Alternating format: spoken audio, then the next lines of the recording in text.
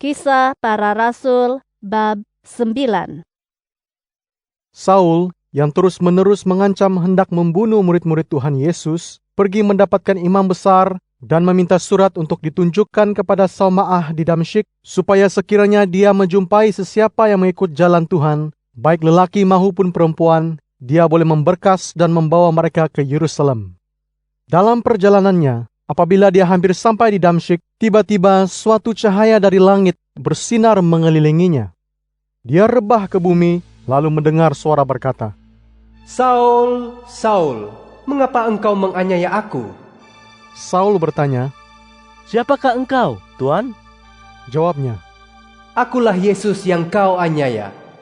Bangkitlah, masuklah ke kota. Di sana engkau akan diberitahu apa yang harus kau buat."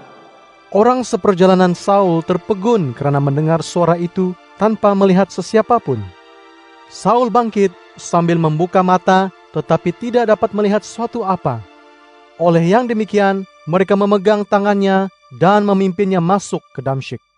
Selama 3 hari dia tidak dapat melihat dan tidak makan atau minum. Ada seorang murid Yesus yang bernama Ananias tinggal di Damsyik. Dalam suatu penglihatan dia mendengar Tuhan berkata, "Ananias." "Ya Tuhan." Sahut Ananias. Tuhan berkata kepadanya, "Bersiaplah dan pergilah ke rumah Yudas di jalan lurus.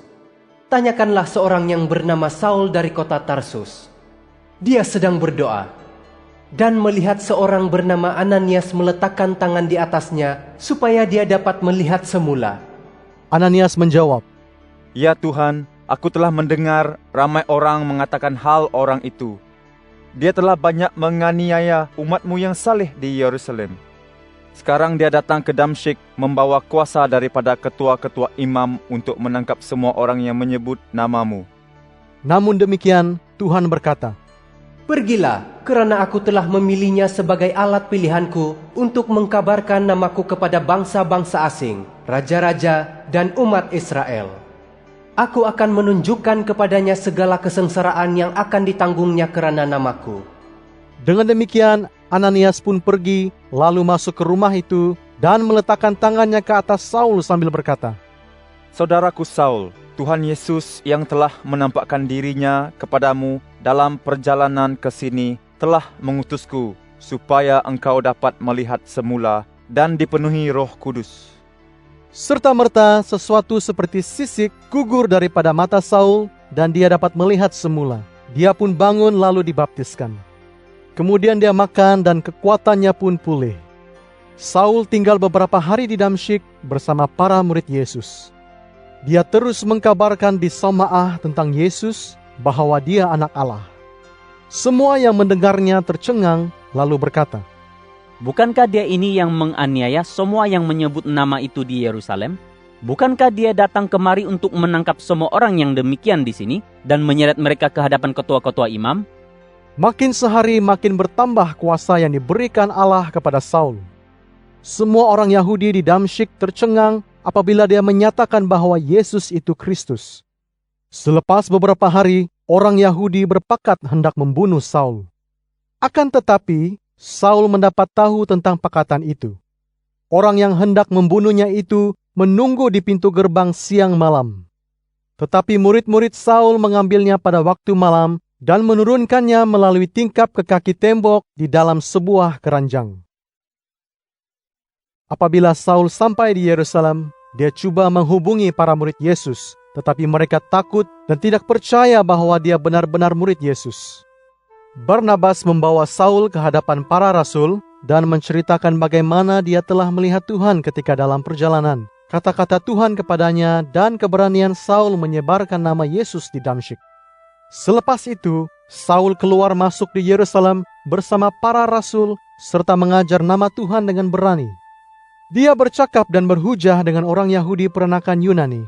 Mereka pun hendak membunuhnya. Apabila para murid Yesus yang lain mengetahui hal itu, mereka membawa Saul ke Kaisaria dan menghantarnya ke Tarsus. Dengan demikian sejahteralah jemaah di seluruh Yudea, Galilea, dan Samaria. Jemaah itu diberi kekuatan dan hidup dengan takut kepada Tuhan. Dengan pertolongan Roh Kudus, bilangan mereka semakin besar. Ketika Petrus melawat daerah-daerah, dia mengunjungi orang salih yang tinggal di Lida. Di situ, dia menemui seorang bernama Eneas yang sudah 8 tahun lumpuh terlantar di tempat tidur. Petrus berkata kepadanya, Eneas, Yesus Kristus menyembuhkanmu. Bangunlah, kemaskan tempat tidurmu. Pada saat itu juga, Eneas bangun. Semua penduduk Lida dan Saron melihatnya lalu beriman kepada Tuhan. Di Yope, ada seorang murid perempuan bernama Tabita. Dalam bahasa Yahudi disebut Dorkas. Dia sentiasa membuat kebajikan dan memberi sedekah. Pada masa itu dia jatuh sakit lalu meninggal dunia. Setelah dimandikan, jenazahnya dibaringkan di dalam bilik di tingkat atas. Lida berdekatan dengan Yope. Apabila para murid Yesus mendapat tahu bahwa Petrus ada di Lida, mereka menghantar 2 orang berjumpa dengannya dan memintanya datang secepat mungkin. Petrus segera pergi bersama mereka. Setibanya di situ, dia dibawa naik ke bilik di tingkat atas itu. Semua balu di situ berdiri di sisinya sambil menangis dan menunjukkan pelbagai pakaian yang telah dijahit oleh Dorkas untuk mereka sewaktu hidupnya. Petrus menyuruh semuanya keluar. Kemudian dia bertelut dan berdoa. Selepas itu, dia berpaling kepada jenazah itu lalu berkata, Hai Tabita, bangunlah. Tabita membuka matanya dan apabila dia melihat Petrus, dia pun duduk. Petrus memegang tangannya dan membantunya berdiri. Seterusnya Petrus memanggil semua murid Yesus, termasuk balu-balu itu, dan menunjukkan kepada mereka perempuan yang sudah hidup itu. Berita itu tersebar di seluruh Yope dan ramai orang beriman kepada Tuhan. Petrus tinggal beberapa hari di Yope di rumah Simon, seorang penyamak kulit. Kisah Para Rasul bab 10. Di Kaisaria ada seorang bernama Cornelius, ketua tentara yang disebut pasukan Itali. Dia seorang yang bertakwa dan takut akan Allah, begitu juga seisi rumahnya. Dia banyak bersedekah kepada orang yang miskin dan sentiasa berdoa kepada Allah. Pada suatu hari, kira-kira jam ke-9, dalam suatu penglihatan dia melihat dengan nyata malaikat Allah mendapatkannya dan berkata kepadanya, Hai Cornelius. Dia merenung dengan ketakutan sambil bertanya, "Ya Tuan, ada apa Tuan?" Malaikat itu berkata, Segala doa dan sedekahmu telah diredai Allah. Suruhlah orang pergi ke Yope memanggil seorang bernama Simon bergelar Petrus. Dia menumpang di rumah Simon penyamak kulit di tepi laut. Setelah malaikat itu pergi, Cornelius memanggil 2 orang hambanya dan seorang askar yang takut akan Allah daripada kalangan orang yang bertugas melayaninya. Dia menceritakan segala yang berlaku itu kepada mereka dan menyuruh mereka pergi ke Yope. Esoknya, ketika mereka dalam perjalanan dan hampir sampai ke Yope, Petrus naik ke atas bumbung rumah untuk berdoa, kira-kira jam ke-6. Kemudian dia berasa lapar dan hendak makan, tetapi sementara makanan sedang disediakan, dia diliputi kuasa ilahi. Dia melihat langit terbuka dan sesuatu seperti kain yang amat lebar, terikat keempat-empat penjurunya, diturunkan ke arahnya lalu ke bumi. Di dalamnya ada segala jenis binatang, yang berkaki 4 dan yang melata, juga burung-burung di langit. Dia terdengar suara berkata, Hai Petrus, bangunlah, sembelih, dan makanlah. Petrus berkata, Ya Tuhan, jangan demikian. Aku belum pernah makan barang yang haram atau najis. Suara itu berkata pula kepadanya, Barang yang dihalalkan oleh Allah, jangan kau haramkan. Ini berulang 3 kali, kemudian kain itu terangkat naik ke langit. Sedang Petrus bertanya-tanya apa agaknya arti penglihatan itu, orang yang disuruh oleh Cornelius itu telah bertanyakan rumah Simon. Mereka berdiri di muka pintu. Lalu mereka berseru bertanya sama ada Simon bergelar Petrus ada menumpang di situ. Petrus masih lagi memikirkan penglihatannya itu. Roh Kudus berkata kepadanya, Ada 3 orang mencarimu.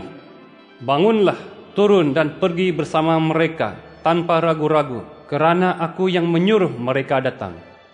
Petrus pun turun mendapatkan orang itu, lalu berkata, Aku inilah orang yang kamu cari itu. Apa hajatmu datang kemari? Mereka berkata, Cornelius, seorang ketua tentara yang benar dan takut akan Allah, serta disegani oleh seluruh bangsa Yahudi, telah menerima pesan Allah melalui malaikat yang suci bahwa dia hendaklah menjemput Tuhan datang ke rumahnya untuk mendengar apa yang akan Tuhan katakan. Petrus mengajak ketiga-tiga orang itu masuk dan menumpang bermalam di rumah itu. Esoknya, dia bangun lalu pergi bersama mereka. Beberapa orang saudara seiman di Yope turut serta. Keesokan harinya, mereka sampai di Kaisaria. Kornelius sedang menantikan kedatangan mereka bersama semua kaum keluarga dan sahabat handai yang diajaknya berhimpun di situ. Apabila Petrus masuk, Kornelius mendapatkannya lalu sujud menyembah di kakinya.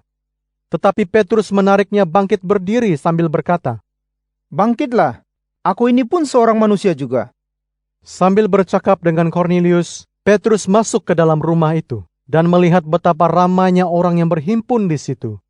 Petrus berkata kepada mereka, Saudara-saudara sedia maklum bahwa orang Yahudi dilarang berhubung dengan orang bangsa lain atau mengunjungi mereka. Tetapi Allah telah menyatakan kepadaku supaya jangan memandang sesiapapun sebagai haram atau najis. Oleh itu, apabila aku dipanggil, aku terus datang tanpa teragak-agak. Sekarang aku bertanya kepadamu, apakah sebabnya aku dipanggil datang ke sini? Kornelius berkata, 4 hari lalu, kira-kira jam ke-9, aku sedang berdoa di rumah. Tiba-tiba, seorang berdiri di hadapanku, pakaiannya bersinar-sinar. Dia berkata, Hai Kornelius, segala doa dan sedekahmu telah diredai Allah. Suruhlah orang pergi ke Yope memanggil seorang bernama Simon bergelar Petrus. Dia menumpang di rumah Simon penyamak kulit di tepi laut. Aku terus menyuruhkan orang mendapatkanmu. Kamu sungguh baik hati datang kemari. Sekarang kami semua hadir di sini di hadirat Allah untuk mendengar segala perkara yang diperintahkan Tuhan kepadamu untuk disampaikan kepada kami. Petrus pun berkata, Sesungguhnya, aku mengerti sekarang bahwa Allah tidak memilih kasih. Sesiapa yang takut akan Allah dan mengerjakan yang benar, tidak kira apa bangsanya, dialah yang diredainya.